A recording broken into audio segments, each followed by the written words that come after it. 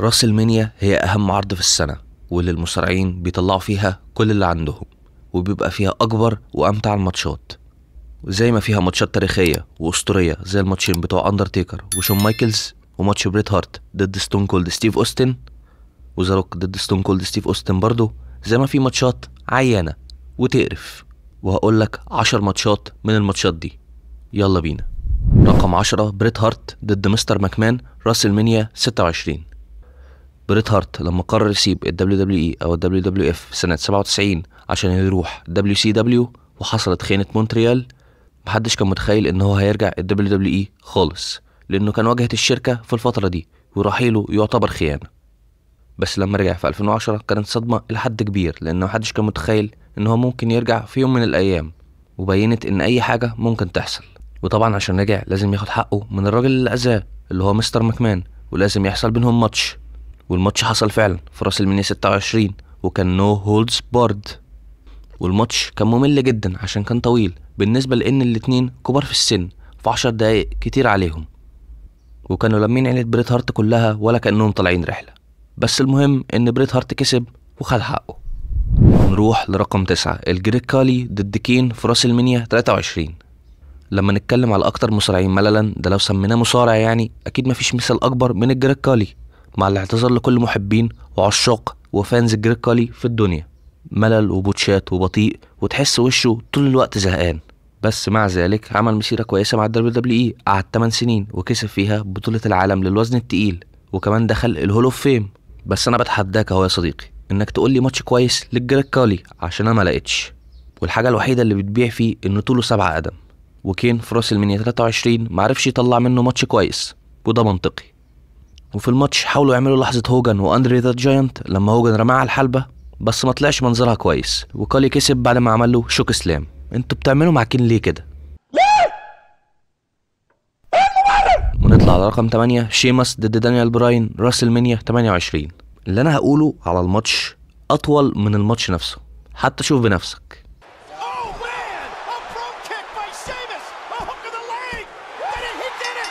بشكل مفاجئ وسريع، شيماس خلص على دانيال براين في الماتش الافتتاحي لراس المنيا 28 عشان يبقى بطل العالم الجديد، بالرغم من ان شيماس كسب ماتش الرامبل السنه دي. وده ليه؟ عشان زاروك وسينا يبقوا هما اللي في المين ايفنت، بس دي قصه تانية.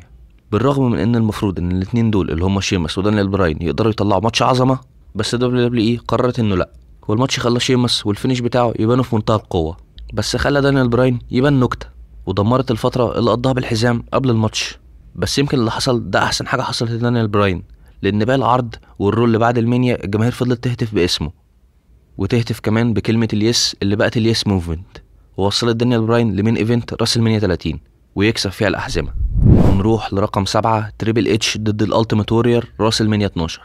الالتيميت وورير مش مؤدي كويس في الحلبه، وليه ماتشات كارثيه، ومن الماتشات دي ماتش ضد تريبل اتش في راس المنيا 12. بالرغم من ان الماتش طوله دقيقتين، الا انه ما كانش سيء قوي. بس المشكله فين؟ ان تريبل اتش ساعتها كان مصارع شاب وطالع بقوه، والماتش ده دشمل كل الزخم اللي كان معاه. وتقول لي ازاي؟ هقول لك ازاي. تريبل اتش عمل البيدجري للالتيميت وورير، واللي ساعتها كانت فينيشر محميه، بمعنى ان محدش كان بيفك التثبيت بعدها.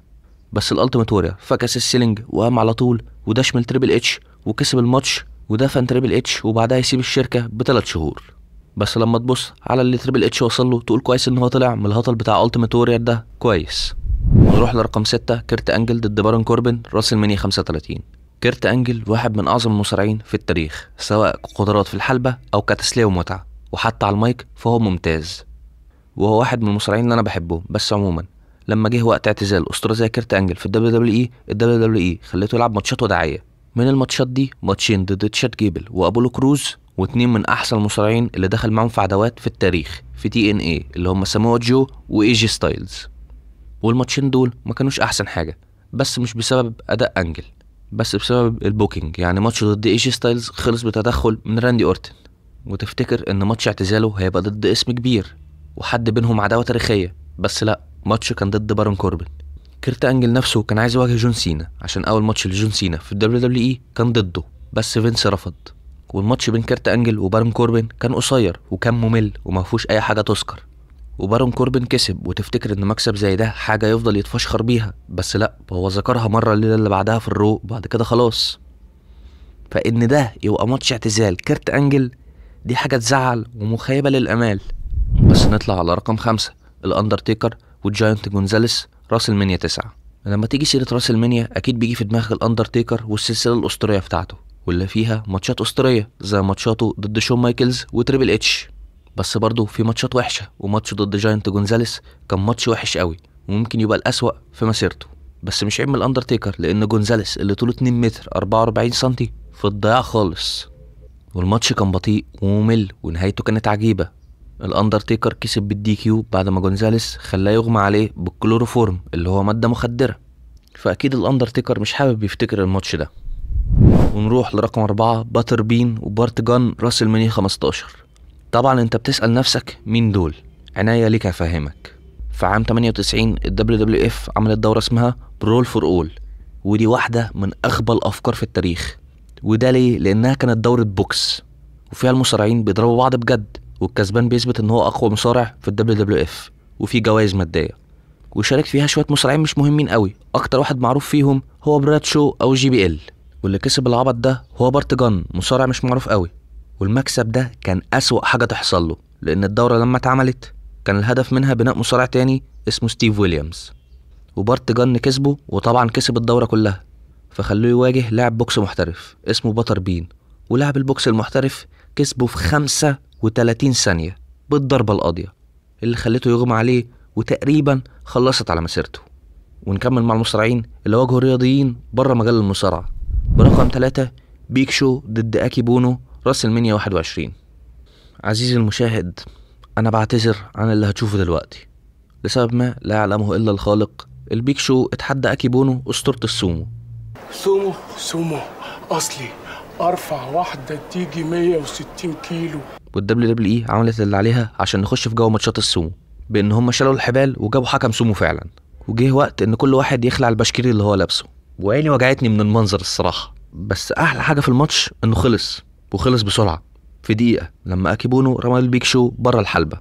والحمد لله الدبليو دبليو اي دي المرة الأولى والوحيدة اللي عملت فيها ماتش سومو. ونكمل برقم 2، جيري لولر ضد مايكل كول، راس المنيا 27. في واحدة من أسوأ نسخ الراس المنيا في التاريخ، يجي ماتش وحش وملوش لازمة. الماتش ده جه في وسط فترة مايكل كول كمعلق هيل، وكان معلق مزعج جدا. وجيري لولر اتحدى الماتش في المنيا عشان اتخنق منه، والماتش بينهم قعد 14 دقيقة، والفقرة كلها في المنيا قعدت 28 دقيقة. والماتش طبعا كان ممل جدا، وعمالين يحلبوا فيه عشان يطول، وكان الأحسن إن جيري لولر يكسبه بسرعة ونخلص من العك ده. وجيري لولر كسب فعلا، وخلاه يستسلم بالأنكل لوك.